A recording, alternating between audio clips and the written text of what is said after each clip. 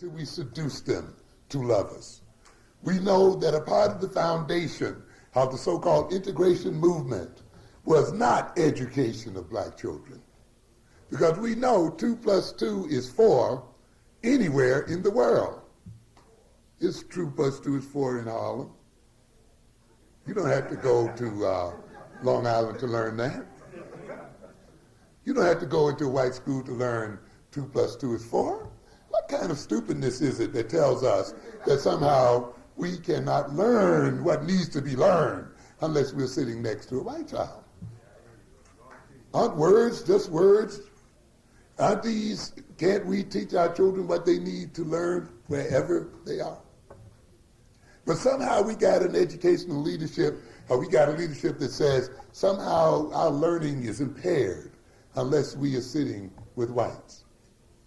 But actually, when we study the history very carefully, we note that the real point of the integration of schools was not that of education of black children, but that of getting black children to love themselves by getting white children to love them. And you remember the old Kenneth Clark experiments, right? The black dolls and the white dolls, and how the black children supposedly didn't want to accept the black dolls, and some of them would fall out crying because they saw the black dolls and they wanted the white dolls. You know, they went through this whole thing, and the Supreme Court decision was somehow related to this, indicating then that because these children were not accepted and loved, and they were made to think that blackness was a terrible thing, they needed then the love of little white children so that they could get around to themselves. That they were, in a sense, nothing until they could identify and become one with white people. And consequently then, the motivation was to marry these people and to identify with them. And what happens when you marry these people and do this? Often the thing happened that happened to many women when they used to operate on this premise.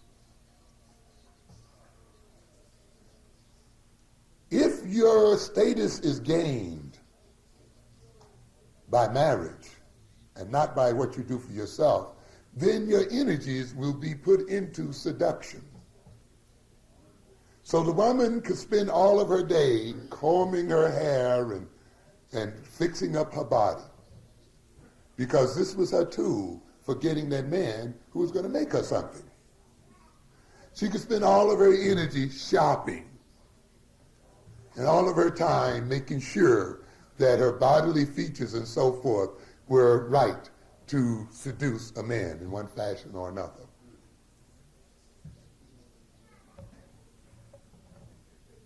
When she engaged in this often, it meant that she ignored many other aspects of her personality.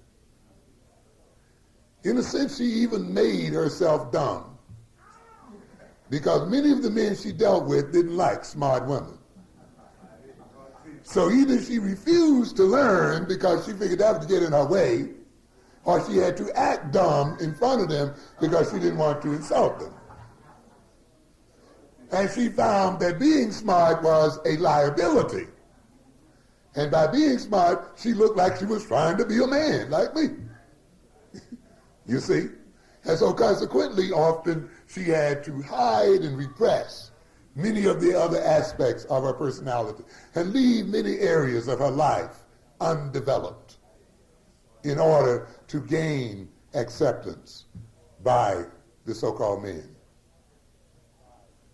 And when you look at our people, you see this kind of thing with the kind of leadership. If we can identify with the whiteys, like a woman, we can, you know, it says what? In the old days, the woman got the status of a husband, right? So she didn't have to do anything but what? Marry the guy. So if he was what? Big time, she was big time because she was his wife. Even though she might not have what? Done anything herself. And many of our people are like that. If we can marry this white man, if we can become identified with this white man, and therefore we will become Mrs. America. And therefore we can identify with all of the accomplishments of America. Not ourselves, not with something that what? We've done on our own, not with developing our own independent power and personality, but by identifying with these people, we can literally then steal their prestige and their power and become one with them and therefore neglect our own self-development.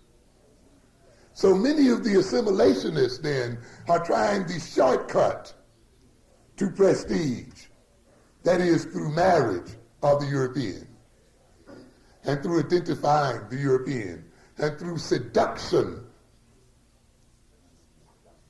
like a woman. And yet, like many women, what is going to happen? If that man decides to leave you one day, and there you sit, no job skills, don't even know how to write a checkbook, don't even know where to pay the bill, because he was so nice to me. He took care of everything. He didn't let me worry about nothing. And now you got 10 children and you don't know how to do a thing. Gone. This is why even if we got to live in greatest peace and harmony with this white man, if we as a people, though, have not developed our own potentials and our own power, when this man decides to divorce us, and sometimes in the future, we'll find that we are in worse shape than when we really started. So the point is not to become one and to unify with this white man. The point is to develop our own potential as a people and to develop our own power so that when he decides to walk out on us, we can say, go ahead, hit the road, Jack. And we can go on and deal with it.